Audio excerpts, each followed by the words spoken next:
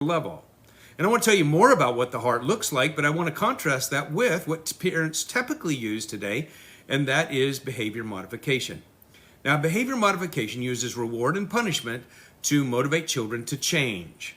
It works in the short run.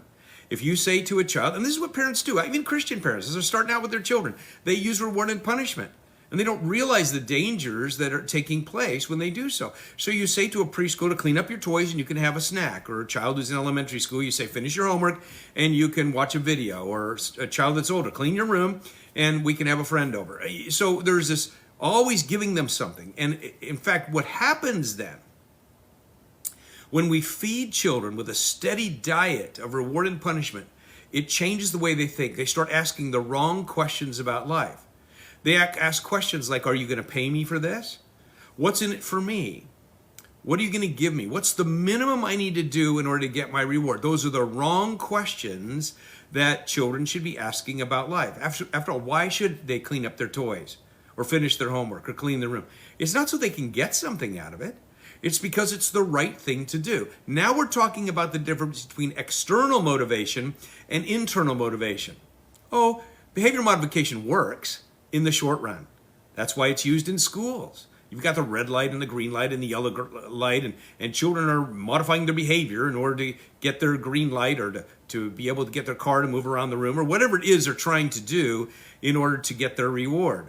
But they're not asking the more significant questions that exist inside of the heart of a person.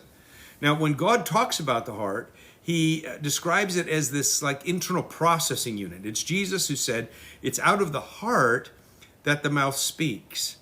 He gives a list of all of these offenses, all these bad things. He says these things come out of the heart of a person.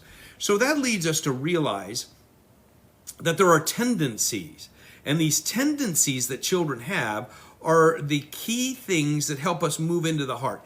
If you see that your child has a tendency to argue or a tendency to whine or a tendency to complain or a tendency to ignore you when you give a task or a tendency to respond poorly to correction or a tendency to be mean, any of these things that are tendencies that children have, once you identify those, now you're having access to the heart. Let me just pause for a moment. And in the comments, why don't you just jot down a tendency that you see in your child that you are concerned about. Take a moment and jot a tendency in your child that you feel concerned about, because when you know that there's a tendency there, you know you need to work on this in a heart level. That's what we talked so much yesterday about emotions and how you can't use behavior modification to bring about change in emotions. Otherwise, children just change their behavior and the heart really is left untouched, and that's where